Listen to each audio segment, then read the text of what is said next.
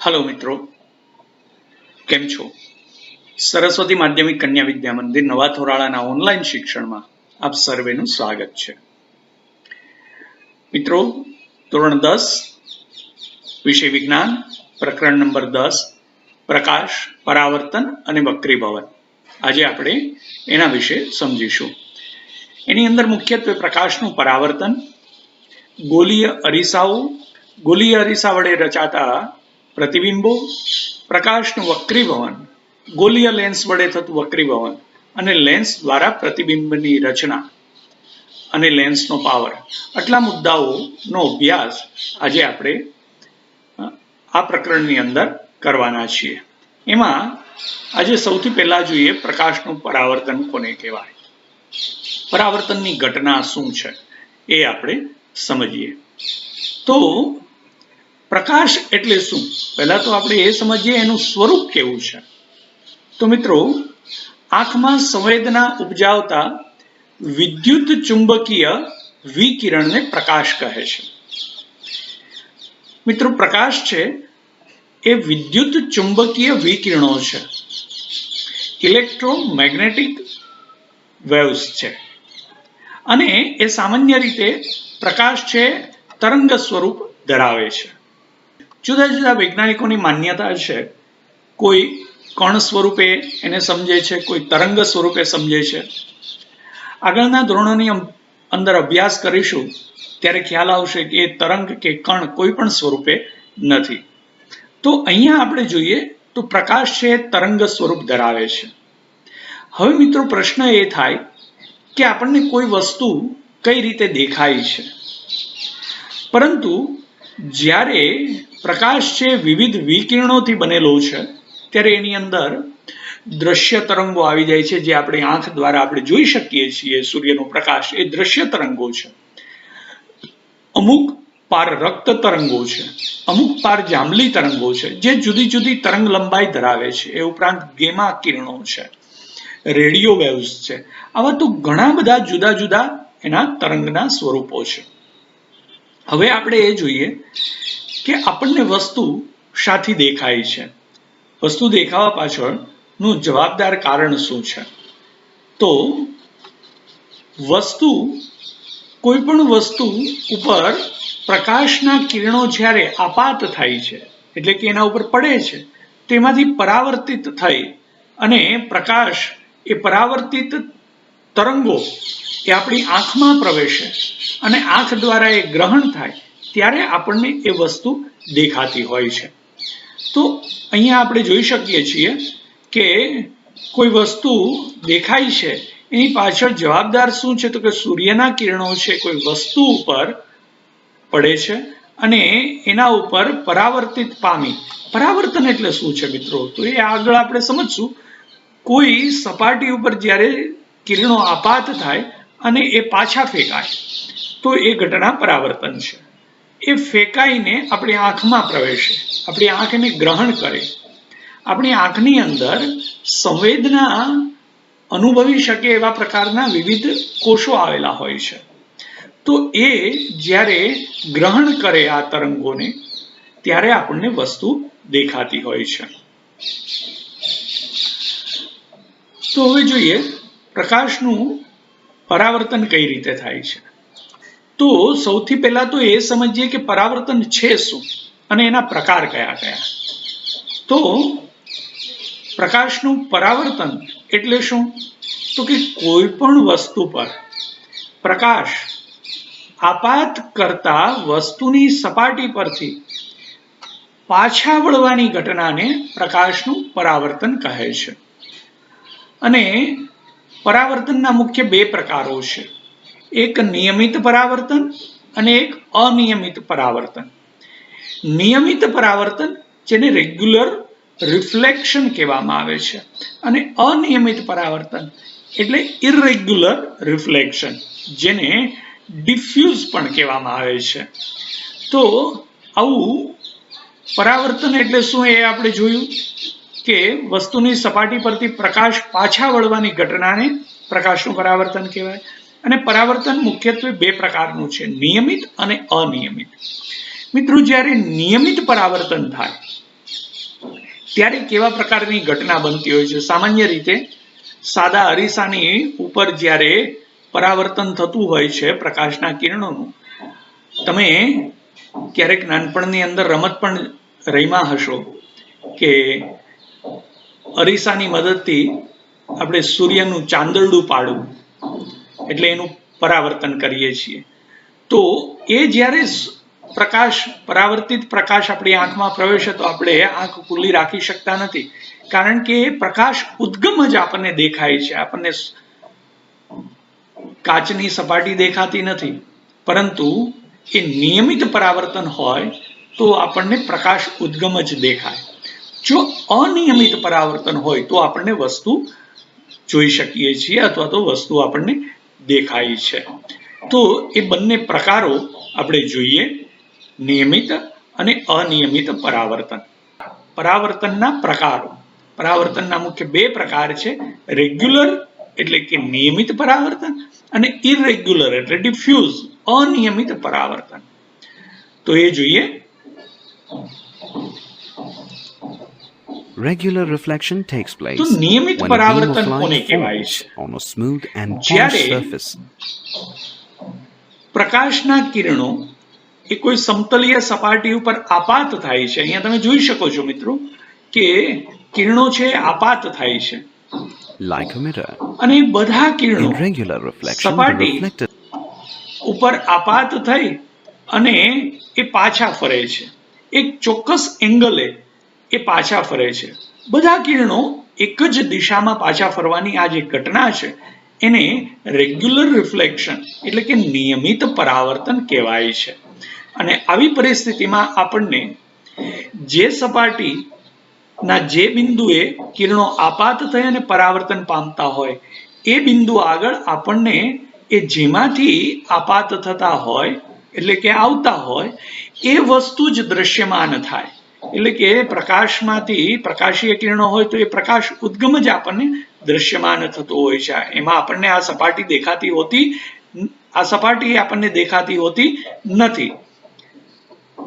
light goes only in a fixed તો આ direction. પ્રકારનું જે પરાવર્તન છે એને નિયમિત પરાવર્તન કહે છે. Irregular હવે reflection. જોઈએ Irregular અનિયમિત reflection પરાવર્તન takes place કઈ when a રીતે beam of થતું light હોય છે? falls on rough તો surfaces like અનિયમિત walls, પરાવર્તન સામાન્ય રીતે મિત્રો કોઈ વસ્તુની સપાટી ઉપર અથવા તો કોઈ વસ્તુ આપણને દેખાતી હોય, જોઈ શકતા હોઈએ વ્યવસ્થિત રીતે, તો એ બધું અનિયમિત પરાવર્તન છે. અહીંયા કોઈ બિલ્ડિંગ ઉપર સૂર્યનો પ્રકાશ આપાત થઈ અને પરાવર્તન પામીને આપણી આંખમાં પ્રવેશે છે તો આપણે બિલ્ડિંગ જોઈ શકીએ છીએ. તો આ પ્રકારનું પરાવર્તન એ અનિયમિત પરાવર્તન છે. એ જ રીતે કોઈ ખરબચડી સપાટી ઉપર, લાકડાની સપાટી છે કે એવી કોઈ ખરબચડી સપાટી છે, એના ઉપર થતું આ પરાવર્તન છે એ બધું અનિયમિત here પરાવર્તન different છે. portions of અને the એ surface અનિયમિત reflect the incident પરાવર્તનમાં light in different જ્યારે directions. પ્રકાશના કિરણો આપાત થઈ અને પરાવર્તન પામતા હોય છે ત્યારે વિખેરાઈ જાય છે, એટલે એને કહેવાય છે ડિફ્યુઝ. તો એ વિખેરાઈ જાય છે, પરિણામે આપણને એ વસ્તુ સ્પષ્ટપણે આપણે જોઈ શકીએ છીએ. Hence the reflection becomes તો આ diffused. પ્રકારની ઘટના Irregular A reflection is also known અનિયમિત as scattering of light. પરાવર્તનની ઘટના છે. It is due to તો આ scattering રીતે of light પરાવર્તનના મુખ્ય we બે are able પ્રકાર to see થયા, the objects around એક us. નિયમિત અને એક અનિયમિત પરાવર્તન. હવે આગળ જોઈએ મિત્રો કે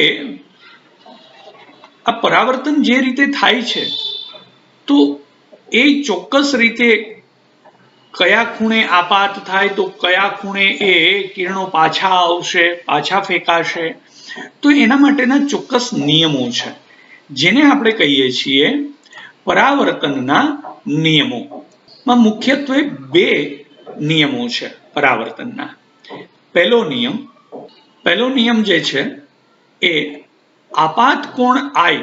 મિત્રો અહીંયા જોઈ શકો છો આકૃતિમાં, આ સમતલ અરીસો છે અથવા તો સમતલ સપાટી છે જે પરાવર્તક સપાટી છે, જેને ચળકતી અથવા તો પરાવર્તક સપાટી કહેવાય છે.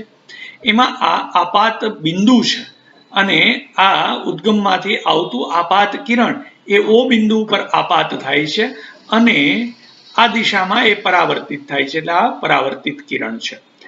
ઓ બિંદુએ આ જે પરાવર્તક સપાટી છે એને લંબ એ આપાત બિંદુએ પરાવર્તક સપાટીને દોરેલો લંબ છે.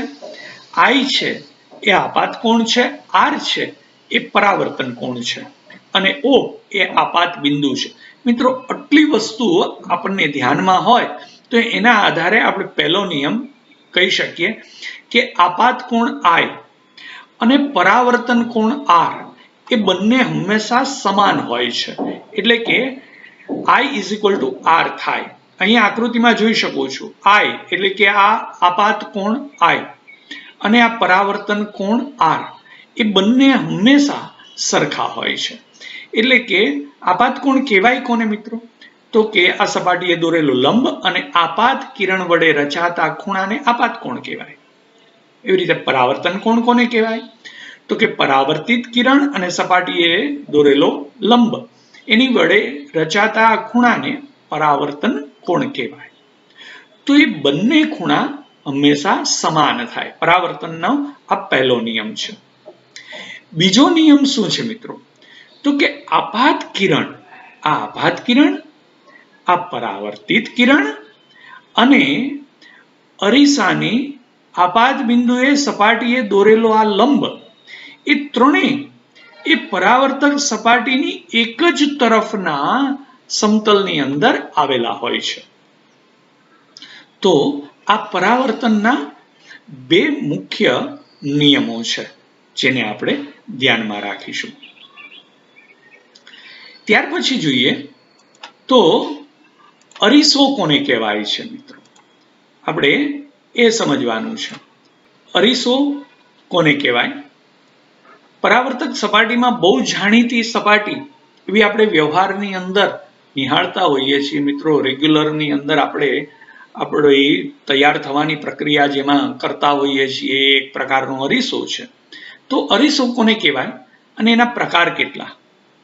તો લીસી અને ચળકતી સપાટી જે તેના પર પડતા લગભગ બધા પ્રકાશનું પરાવર્તન કરે. લીસી અને ચળકતી સપાટી કે જે તેના પર પડતા લગભગ બધા જ પ્રકાશનું પરાવર્તન કરે તેને અરીસો કહેવાય. એનો અર્થ એ થયો કે લગભગ એમાં નિયમિત પરાવર્તન જેવી ઘટના બનતી હોય છે, તો એને અરીસો કહે છે. અરીસાના મુખ્ય બે પ્રકાર છે, એક સમતલ અરીસો અને એક ગોલીય અરીસો.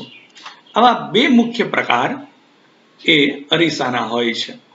અહીંયા જોઈ શકો છો મિત્રો, આ જે અરીસો છે એ સમતલ અરીસો છે અને આ જે અરીસો છે એ ગોલીય અરીસો છે.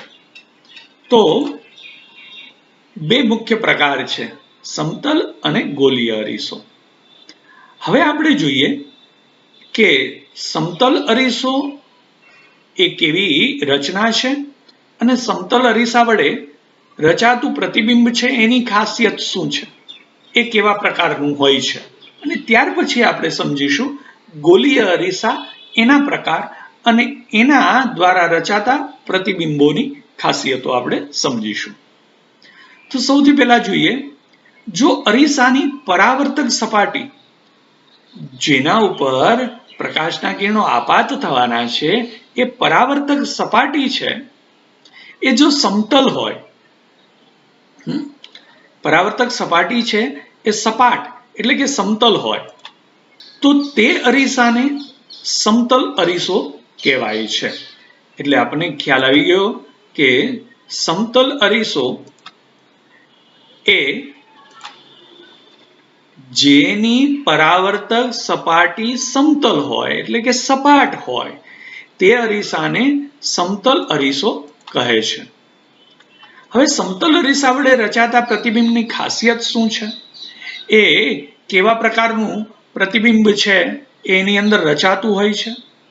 તો સમતલ અરીસા વડે રચાતું પ્રતિબિંબ હંમેશા આભાસી અને ચત્તુ હોય છે.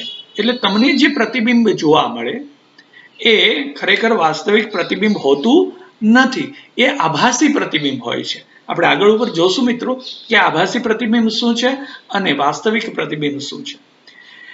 પરંતુ અત્યારે આપણે એટલું સમજી લઈએ કે જે પ્રતિબિંબ ખરેખર રચાતું હોય, જેને આપણે કોઈ સપાટી ઉપર એ પ્રતિબિંબ નિહાળી શકતા હોઈએ, તો એ વાસ્તવિક પ્રતિબિંબ છે. અને જે પ્રતિબિંબ રચાતું હોય એવું માત્ર આભાસ થાય, એને કોઈ સપાટી ઉપર એને લઈ ન શકાય, તો એ પ્રતિબિંબ આભાસી છે. તો સમતલ અરીસા વડે રચાતું પ્રતિબિંબ છે એ આભાસી અને ચત્તુ પ્રતિબિંબ હોય છે.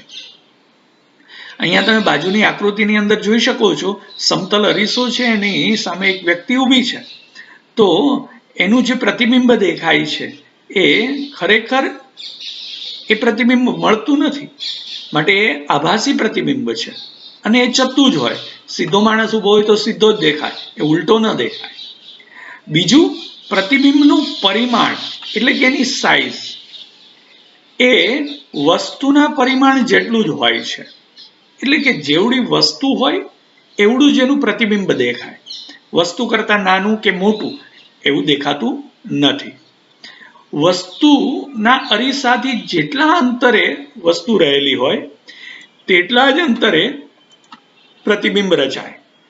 એટલે કે અરીસાથી જેટલે દૂર, અહીંયા અરીસાથી જેટલે દૂર વ્યક્તિ ઊભો હોય એટલે જ દૂર અંદર એનું પ્રતિબિંબ દૂર હોય. એટલે કે વસ્તુ અંતર અને પ્રતિબિંબ અંતર આ બંને સરખા હોય. એટલે કે જેટલા અંતરે વસ્તુ રહેલી હોય એટલા જ અંતરે વસ્તુનું પ્રતિબિંબ રચાતું હોય. અને ક્યાં રચાતું હોય? અરીસાની સામે વ્યક્તિ ઊભો છે એટલે વસ્તુ છે, તો એનું પ્રતિબિંબ છે એ અરીસાની પાછળ રચાતું હોય. એટલે સમાન અંતરે અને વિરુદ્ધ બાજુએ પ્રતિબિંબ રચાતું હોય. એ ઉપરાંત વસ્તુના પ્રતિબિંબમાં બાજુઓ છે એ ઉલટાયેલી હોય છે. અહીંયા તમે ક્યારેક જોજો મિત્રો, ઘરે પ્રયોગ કરી જોજો, તમને વસ્તુ એટલે કે તમે પોતે અરીસાની સામે ઊભા રહેજો, તમે અરીસામાં જમણો હાથ ઊંચો કરો તો એમાં ડાબો હાથ ઊંચો થતો હોય એવું દેખાશે. અહીંયા પણ તમે મિત્રો જુઓ, નીચે મારો ફેસ દેખાય છે, એમાં હું મારો જમણો હાથ છે એ ઊંચો કરું છું તો તમને ત્યાં ડાબી બાજુએ ઊંચું થતું હોય એવું દેખાય છે. અને હું ડાબી બાજુએ ઊંચો કરું તો તમને એ જમણી બાજુએ હોય એવું દેખાય છે. એટલે મારી જમણી બાજુ એ તમારા માટે ડાબી બાજુ છે. એટલે કહી શકીએ કે વસ્તુના પ્રતિબિંબમાં બાજુઓ છે એ ઉલટાયેલી હોય છે. વસ્તુની ડાબી બાજુ પ્રતિબિંબમાં જમણી તરીકે અને જમણી બાજુ પ્રતિબિંબમાં ડાબી તરીકે જોવા મળે છે. એટલે આવા પ્રકારે એને કહેવાય છે પાર્શ્વીય સ્થાનાંતર. તમારી સાઈડ જ્યારે બદલી જાય, જમણી ડાબી અને ડાબી જમણી થઈ જાય, ત્યારે એને પાર્શ્વીય સ્થાનાંતર થયેલું કહેવાય છે. એટલે સમતલ અરીસામાં આવી રીતે પાર્શ્વીય સ્થાનાંતર જોવા મળતું હોય છે. હવે જોઈએ મિત્રો, સમતલ અરીસાના ઉપયોગ ક્યાં છે? તો સમતલ અરીસો છે દર્પણ તરીકે વપરાય છે. રેગ્યુલર આપણે તૈયાર થવા માટે જે વાપરીએ છીએ એને દર્પણ કહેવાય, એ દર્પણ તરીકે વપરાય છે. સમતલ અરીસા છે એ પેરિસ્કોપની અંદર કે કેલિડોસ્કોપ બનાવવામાં વપરાય છે. મિત્રો, પ્રાથમિક શાળાની અંદર હતા ત્યારે તમે 3 અરીસાઓ ભેગા કરી અને કેલિડોસ્કોપ બનાવવાનો પ્રયત્ન કર્યો હશે, અથવા તો એવી રીતનું પેરિસ્કોપ બનાવ્યું હશે. તો આવા પેરિસ્કોપ અને કેલિડોસ્કોપ બનાવવાની અંદર પણ સમતલ અરીસા વપરાય છે, જેની અંદર 3 પ્લેન અરીસાઓ લઈ અને તમે એને જોડીને ત્રિકોણીય રચના કરો તો એની અંદર એના મલ્ટી રિફ્લેક્શન એટલે કે ઘણા બધા વિવર્ધિત પ્રતિબિંબો, વિવર્ધિત તો નહીં પરંતુ ઘણા બધા પ્રતિબિંબો એની અંદર રચાતા જોવા મળતા હોય છે. હવે બીજો પ્રકાર સમજીએ મિત્રો, ગોલીય અરીસાઓ. ગોલીય અરીસા તો સમતલ અરીસાની સપાટી સપાટ હોય તો એને સમતલ અરીસા કહેવાય. ગોલીય અરીસા એની સપાટી સમાન ન હોય તો ગોલીય અરીસા કોને કહેવાય અને એના પ્રકાર શું છે? તો જે અરીસાની પરાવર્તક સપાટી પોલા ગોળાના પૃષ્ઠનો એક ભાગ હોય, એટલે કે કોઈ એક ગોળો હોય અને એનો કોઈ એક ભાગ હોય, તો એવા અરીસાને, એમાંથી બનાવેલો જે અરીસો હોય એને ગોલીય અરીસો કહે છે. અને ગોલીય અરીસાની પરાવર્તક સપાટી અંદરની તરફ કે બહારની તરફ વક્રાકાર હોય એના આધારે એના બે પ્રકાર પડે છે. જો એની પરાવર્તક સપાટી અંદરની તરફ હોય તો એ અંતર્ગોળ અરીસો બને છે, બહારની તરફ હોય તો એ બહિર્ગોળ અરીસો બનતો હોય છે. એટલે અરીસાના મુખ્ય બે પ્રકાર પડે છે, અંતર્ગોળ અરીસો અને બહિર્ગોળ અરીસો. તો અંતર્ગોળ અરીસો કે જે ગોલીય અરીસાની પરાવર્તક સપાટી અંદરની તરફ હોય, અહીંયા મિત્રો બતાવેલું છે Mn છે એની પરાવર્તક સપાટી છે આખી, એમાં આ બહારની તરફ જે ભાગ છે એ અપારદર્શક છે અને અંદરની જે સપાટી છે એ ચકચકિત સપાટી છે, તો એ પરાવર્તક સપાટી છે. માટે અંદરની તરફની પરાવર્તક સપાટી હોવાને કારણે આ અરીસો, આ ગોલીય અરીસાને અંતર્ગોળ અરીસો કહે છે. તો ચકચકિત ચમચીની અંદરની વક્ર સપાટી એ અંતર્ગોળ અરીસાની જેમ વર્તન કરે છે. મિત્રો, આપણા ઘરની અંદર ચમચી હોય છે, સ્પૂન. એ ચમચીની અંદરની તરફની જે સપાટી હોય, જેમાં આપણે વસ્તુ ભરીને ખાતા હોઈએ છીએ, એ સપાટી એ અંતર્ગોળ અરીસાની જેમ વર્તન કરે છે અને એની જે બહારની સપાટી છે એ બહિર્ગોળ અરીસાની જેમ વર્તન કરતી હોય છે. મિત્રો, તો પ્રવૃત્તિ ઘરે પણ કરી જોજો એટલે તમને વધારે સ્પષ્ટીકરણ થાય. તો બહિર્ગોળ અરીસો શું છે? જે ગોલીય અરીસાની પરાવર્તક સપાટી બહારની તરફ વક્રાકાર હોય, બહારની તરફ ચકચકિત સપાટી છે, પરાવર્તક સપાટી બહારની તરફ વક્રાકાર છે, અંદરની તરફ અપારદર્શક હોય, તો એવા અરીસાને બહિર્ગોળ અરીસો કહેવાય છે. અને આ બધું શું છે? તો કે આવો એક ગોલક છે, જે સી કેન્દ્ર વાળો એક ગોલક છે, એનો જ આ અમુક ભાગ છે. તો એ અંદરની તરફ પરાવર્તક કે બહારની તરફ પરાવર્તક હોય એના આધારે અંતર્ગોળ કે બહિર્ગોળ અરીસો બનતો હોય છે. આવી ચમચીની બહારની વક્ર સપાટી છે એ બહિર્ગોળ અરીસાની જેમ વર્તન કરે છે. અહીંયા આપણે સમજીએ છીએ કે ગોલીય અરીસા શું છે, જેને ઇંગ્લિશમાં સ્ફેરિકલ મિરર કહેવાય છે. Mirrors. તો અહીંયા બે પ્રકારના એવા સ્ફેરિકલ મિરર આપેલા છે. કઈ રીતે આ ગોલીય અરીસાઓ છે એ તૈયાર થાય છે? તો સૌથી Spherical પહેલા mirrors. Basic concepts. એ ગોલીય અરીસા A spherical mirror may be defined બે as a mirror પ્રકારના છે. whose polished reflecting surface is a part of a hollow sphere of glass or plastic. To learn more, click on the titles indicated on the screen. Depending upon the nature of the reflecting એક surface, the spherical જેને mirror is concave classified as concave mirror mirror એટલે કે and convex mirror. અંતર્ગોળ અરીસા Concave કહેવાય છે mirror અને is a spherical convex mirror એટલે whose બહિર્ગોળ reflecting અરીસા, surface જે is ગોલકનો towards જ the center of એક the ભાગ sphere છે, of which જે the mirror અંદરની is a તરફ part. પરાવર્તક સપાટી Convex છે mirror is a અને spherical બહારની mirror તરફ whose અપરાવર્તક reflecting છે. surface is away બહિર્ગોળની from અંદર the center બહારની of તરફ the sphere પરાવર્તક of છે, which the mirror અંદરની is a તરફ part. અપરાવર્તક છે. તો આ રીતે અંતર્ગોળ અને બહિર્ગોળ અરીસાઓ છે એ તૈયાર થતા હોય છે. તો મિત્રો, આપણે સમજ્યા અંતર્ગોળ અરીસો અને બહિર્ગોળ અરીસો. હવે જોઈએ ગોલીય અરીસાના સંદર્ભમાં કેટલીક બાબતો, કેટલાક મુખ્ય પદો જેને સમજવા જરૂરી છે, જેમાં ધ્રુવ, વક્રતા કેન્દ્ર, વક્રતા ત્રિજ્યા, મુખ્ય અક્ષ, મુખ્ય કેન્દ્ર, કેન્દ્ર લંબાઈ અને દર્પણ મુખ, આ શું છે મિત્રો? આપણે એ સમજવાનો પ્રયત્ન કરીએ. તો સૌથી પહેલા જોઈએ ધ્રુવ કોને કહેવાય. તો અહીંયા મિત્રો અંતર્ગોળ અરીસો આપેલો છે, જેમાં આ Mn છે એ પરાવર્તક સપાટી છે, અંદરની તરફ છે, માટે અંતર્ગોળ અરીસો છે. અહીંયા એક બિંદુ P જે આ અંતર્ગોળ અરીસાનું મધ્ય બિંદુ છે, કેન્દ્ર છે, એને આપણે P તરીકે દર્શાવીએ છીએ.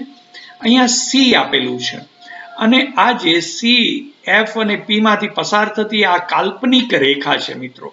આવી કોઈ રેખા હોતી નથી, પરંતુ એવી કાલ્પનિક રેખા છે જે મુખ્ય અક્ષ લખ્યું છે, વક્રતા કેન્દ્ર, મુખ્ય કેન્દ્ર, કેન્દ્ર લંબાઈ, વક્રતા ત્રિજ્યા.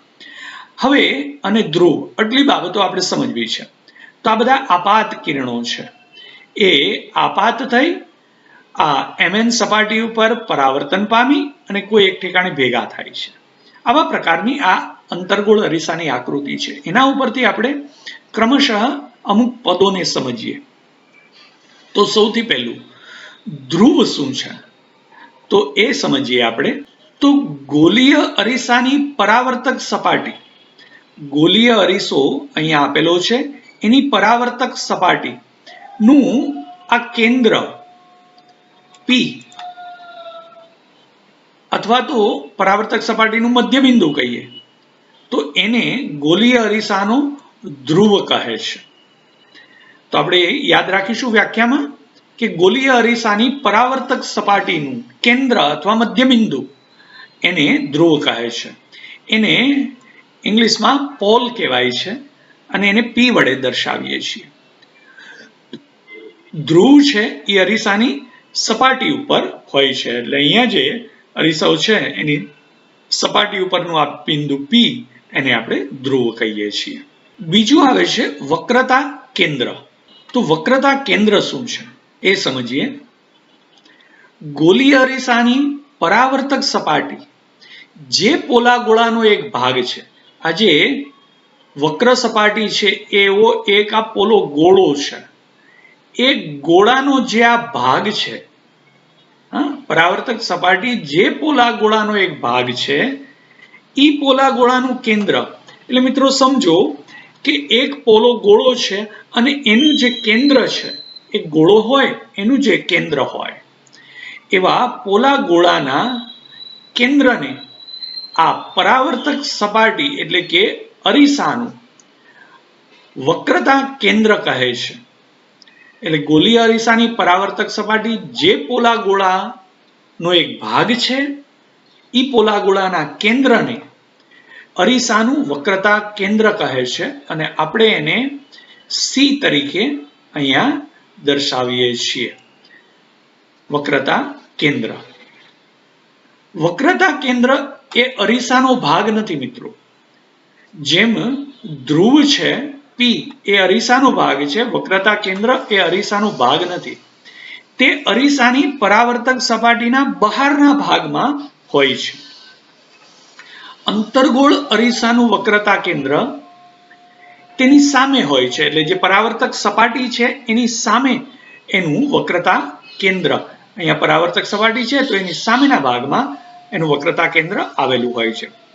જ્યારે બહિર્ગોળ અરીસો હોય, અહીંયા જુઓ છો તમે, આ બહિર્ગોળ અરીસો છે, એનું વક્રતા કેન્દ્ર છે એની પરાવર્તક સપાટીની વિરુદ્ધ બાજુએ છે, એની સામે નથી, તો એની પાછળ હોય છે. જ્યારે અંતર્ગોળ અરીસામાં એની આગળના ભાગમાં હોય છે, જ્યારે બહિર્ગોળ અરીસામાં પરાવર્તક સપાટીની પાછળની બાજુએ વક્રતા કેન્દ્ર આવેલું હોય છે. ત્યાર પછી હવે ત્રીજી બાબત, એટલે આ C ને આપણે વક્રતા કેન્દ્ર કહીએ છીએ. ત્રીજી વસ્તુ જોઈએ, વક્રતા ત્રિજ્યા. ગોલીય અરીસાની પરાવર્તક સપાટી જે પોલા ગોળાનો એક ભાગ છે, એ ગોળાની ત્રિજ્યાને વક્રતા ત્રિજ્યા કહે છે.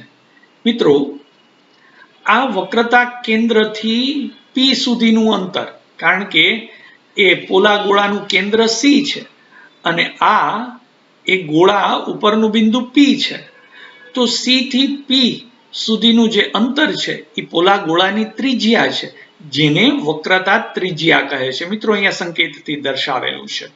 C થી P સુધીનું અંતર એને વક્રતા ત્રિજ્યા કહે છે અને એને સંકેતમાં R વડે દર્શાવાય છે.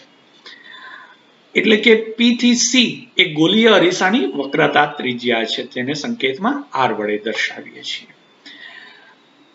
બહિર્ગોળ અરીસાની અંદર પણ P થી C એ વક્રતા ત્રિજ્યા R છે. ત્યાર પછી મુખ્ય અક્ષ. ગોલીય અરીસાના ધ્રુવ એટલે કે બિંદુ P અને વક્રતા કેન્દ્ર C માંથી પસાર થતી એક કાલ્પનિક રેખા, જે ખરેખર હોતી નથી એવી એક કાલ્પનિક સીધી રેખા, એને મુખ્ય અક્ષ કહેવામાં આવે છે. મુખ્ય અક્ષ છે એ ગોલીય અરીસાને ધ્રુવ આગળ લંબ હોય છે. આ મુખ્ય અક્ષ છે એ ગોલીય અરીસાના બિંદુ P આગળ અહીંયા P માંથી પસાર થતી એક રેખા દોરો તો એ આ મુખ્ય અક્ષને લંબ હોય છે, અથવા તો P બિંદુએ આ મુખ્ય અક્ષ છે એ લંબ હોય છે. એટલે આપણે કહી શકીએ કે ધ્રુવ આગળ મુખ્ય અક્ષ છે એ અરીસાને લંબ હોય છે. એટલે અહીંયા બરોબર કાટખૂણો બનતો હોય છે. ત્યાર પછી મુખ્ય કેન્દ્ર. અંતર્ગોળ અરીસા પર આપાત થતા મુખ્ય અક્ષને સમાંતર પ્રકાશના કિરણો અરીસા દ્વારા પરાવર્તન પામી મુખ્ય અક્ષ પરના જે બિંદુએ કેન્દ્રિત થાય છે તે બિંદુને અંતર્ગોળ અરીસાનું મુખ્ય કેન્દ્ર કહે છે. અને બહિર્ગોળ અરીસા પર આપાત થતા મુખ્ય અક્ષને સમાંતર પ્રકાશના કિરણો અરીસા દ્વારા પરાવર્તન પામી મુખ્ય અક્ષ પરના જે બિંદુએથી આવતા હોય તેવો આભાસ થાય. ખરેખર ત્યાં ભેગા થતા નથી, પરંતુ ભેગા થતા હોય એવો આભાસ થાય તો એ બિંદુને બહિર્ગોળ અરીસાનું મુખ્ય કેન્દ્ર કહે છે. અને મુખ્ય કેન્દ્રને F વડે દર્શાવીએ છીએ.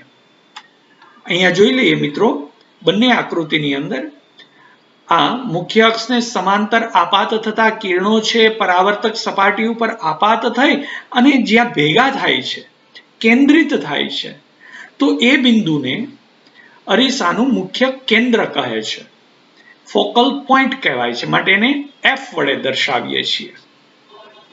જે અંતર્ગોળ અરીસાની અંદર પરાવર્તક સપાટીની આગળના ભાગમાં હોય છે, જ્યારે અહીંયા બહિર્ગોળ અરીસામાં એ પરાવર્તક સપાટીની પાછળના ભાગમાં ફોકલ પોઈન્ટ આવેલું હોય છે. જ્યાં મુખ્ય અક્ષને સમાંતર આપાત થતા કિરણો છે એ પરાવર્તન પામી અને વિકેન્દ્રિત થતા હોય છે, પરંતુ એ ક્યાંક એક ઠેકાણે કેન્દ્રિત થતા હોય એવો આભાસ થાય છે, તો એ બિંદુને એનું મુખ્ય કેન્દ્ર અથવા તો ફોકલ પોઈન્ટ કહેવાય છે, જે બહિર્ગોળ અરીસામાં પાછળના ભાગમાં આવેલું હોય છે. ત્યાર પછી આવે છે મિત્રો કેન્દ્ર લંબાઈ અને દર્પણ મુખ. તો મિત્રો કેન્દ્ર લંબાઈ શું છે? P થી F એટલે કે ધ્રુવ અને મુખ્ય કેન્દ્ર વચ્ચેના અંતરને કેન્દ્ર લંબાઈ કહે છે. અહીંયા પણ તમે જોઈ શકો છો, P થી F વચ્ચેના અંતરને કેન્દ્ર લંબાઈ કહે છે. આપણે એને વ્યાખ્યાયિત કરીએ તો મિત્રો કેન્દ્ર લંબાઈ શું છે? ગોલીય અરીસાના ધ્રુવ અને મુખ્ય કેન્દ્ર વચ્ચેના અંતરને અરીસાની કેન્દ્ર લંબાઈ કહે છે. એ પછી અંતર્ગોળ અરીસો હોય કે બહિર્ગોળ અરીસો હોય, બંનેમાં P થી F વચ્ચેના અંતરને એટલે કે ધ્રુવ અને મુખ્ય કેન્દ્ર વચ્ચેના અંતરને અરીસાની કેન્દ્ર લંબાઈ કહે છે. એને સ્મોલ f વડે દર્શાવીએ છીએ. એટલે P થી F એટલે PF રેખાખંડનું માપ છે એ એની કેન્દ્ર લંબાઈ દર્શાવે છે. અહીંયા P થી F સુધીના અંતરને એની કેન્દ્ર લંબાઈ F કહે છે. હવે મિત્રો દર્પણ મુખ શું છે? અહીંયા જે આ પરાવર્તક સપાટી છે એનો M થી N ભાગ, પરાવર્તક સપાટી અરીસો ઓળો જ છે, તો એનો આ MN ભાગ છે એ વ્યાસ છે. તો આ પરાવર્તક સપાટીનો જે આ MN ભાગ છે એ વ્યાસ છે અને એને જ એનું દર્પણ મુખ કહે છે. તો દર્પણ મુખની વ્યાખ્યા જોઈએ મિત્રો. ગોલીય અરીસાની પરાવર્તક સપાટીની વર્તુળાકાર ધારના વ્યાસને તેનું દર્પણ મુખ કહે છે. આકૃતિમાં MN નું અંતર એ ગોલીય અરીસાનું દર્પણ મુખ છે મિત્રો. તો આપણે આ બધી બાબતો છે એ અન્ય આકૃતિની મદદથી પણ ઝડપથી સમજી લઈએ મિત્રો. તો સેન્ટર ઓફ કર્વેચર અહીંયા આપણે સમજીએ. સેન્ટર ઓફ કર્વેચર એટલે વક્રતા કેન્દ્ર. Center of વક્રતા curvature કેન્દ્ર is the શું છે center મિત્રો? of the sphere અહીંયા of which the spherical અંતર્ગોળ mirror અને forms a બહિર્ગોળ part. અરીસો The દર્શાવેલો letter છે. C is એના used to વક્રતા denote the કેન્દ્રો center of curvature. જે આ પોલો ગોળો છે એ પોલા ગોળાનું કેન્દ્ર એને એનું વક્રતા કેન્દ્ર કહે છે. ત્યાર પછી રેડિયસ ઓફ કર્વેચર એટલે Radius વક્રતા of curvature ત્રિજ્યા. is the radius તો of the મિત્રો sphere અહીંયા of જોઈ which શકો the છો mirror તમે is a part. C થી The letter R is used to represent the આપણને radius of જે curvature. આકૃતિ આપેલી છે એમાં આ વક્રતા ત્રિજ્યા છે એ C થી P સુધીનું અંતર છે. P છે એ અહીંયા આવેલું છે, તો C થી P એ જ આ અંતર છે. આ અંતર પણ એટલું જ થાય, તો આ અંતર પણ એટલું જ થાય, તો આને એની વક્રતા ત્રિજ્યા કહે છે. તો C થી P સુધીના અંતરને એની વક્રતા ત્રિજ્યા કહે છે. ત્યાર પછી aperture Aperture is the part of the spherical mirror તો જે આ available for ગોલીય reflection. પરાવર્તક સપાટી છે એ ગોલીય પરાવર્તક સપાટીનો આ જે વ્યાસ છે એ વ્યાસને દર્પણમુખ કહેવાય છે. મિત્રો એ આપણને આકૃતિમાં MN આપ્યું છે, એ આ દર્પણમુખ છે. ત્યાર પછી આપણે બીજી વ્યાખ્યા જોઈ લઈએ તો પોલ Pole is the ધ્રુવ midpoint કોને of the કહેવાય? aperture of the તો આ spherical જે mirror. પરાવર્તક સપાટી The છે letter P is used to denote the બંને pole બાજુએ of a mirror. પરાવર્તક સપાટી છે P, એને ધ્રુવ કહેવાય છે. એ પરાવર્તક સપાટીનું મધ્ય બિંદુ છે, એને આપણે ધ્રુવ કહીએ છીએ. ત્યાર પછી Principal principal axis axis is the straight line passing through the એટલે કે pole and the મુખ્ય center અક્ષ of curvature P of a અને spherical C mirror. માંથી પસાર થતી કાલ્પનિક રેખા. મિત્રો આવી કોઈ રેખા હોતી નથી, એવી કાલ્પનિક રેખાને આપણે પ્રિન્સિપલ એક્સિસ એટલે કે મુખ્ય અક્ષ કહીએ છીએ. ત્યાર પછી સેકન્ડરી એક્સિસ જે એક વધારાની બાબત છે એ પણ સમજી Secondary લઈએ. axis is તો any other radial line C passing through the એટલે કે center of center of curvature curvature other than the principal વક્રતા axis. કેન્દ્રમાંથી પસાર થતી જે કાલ્પનિક એક રેખા છે એને સેકન્ડરી એક્સિસ દ્વિતીય અક્ષ પણ કહેવામાં આવે છે. એ ઉપરાંત ત્યાર પછી જોઈએ Principal focus. મુખ્ય The rays of કેન્દ્ર. light parallel to the principal તો axis of a મુખ્ય concave અક્ષની mirror સમાંતર after reflection કિરણો pass through a આબાદ point થઈ or પરાવર્તક converge પામે at a અને point જે on the બિંદુએ principal axis. કેન્દ્રિત થતા હોય This એ point is બિંદુને referred to એનું as the focal principal point focus અથવા or તો focal point of મુખ્ય the mirror. કેન્દ્ર કહે છે. The letter જેને F is capital used to F denote વડે the દર્શાવીએ focus. છીએ. મિત્રો અહીંયા જોઈ The શકો rays છો. of light આ parallel to the અંતર્ગોળ principal અરીસામાં axis of અને a convex અહીંયા mirror બહિર્ગોળ after અરીસામાં પણ reflection A appear to diverge મુખ્ય from a point કેન્દ્ર on the principal દર્શાવેલું axis. છે. બહિર્ગોળ This અરીસામાં point is પરાવર્તક referred to સપાટીની as the પાછળની principal બાજુએ focus મુખ્ય or કેન્દ્ર focal હોય છે, point of the જ્યારે mirror. અંતર્ગોળ અરીસામાં એની આગળની બાજુએ મુખ્ય કેન્દ્ર આવેલું હોય છે. અને મિત્રો બીજી એક અગત્યની વાત કે મુખ્ય કેન્દ્ર અને P વચ્ચેના અંતરને આપણે કેન્દ્ર લંબાઈ કહીએ છીએ, હમણાં એ જોશું. તો એ CP નું અડધું છે, એટલે P થી C સુધીના અંતરને વક્રતા ત્રિજ્યા કહીએ છીએ અને P થી F સુધીના અંતરને કેન્દ્ર લંબાઈ કહીએ છીએ. તો એ માપ એ વક્રતા ત્રિજ્યાનું અડધું હોય છે, એટલે કે F એ મુખ્ય કેન્દ્ર એ વક્રતા ત્રિજ્યાના મધ્ય ભાગમાં મધ્ય બિંદુએ રહેલું હોય છે.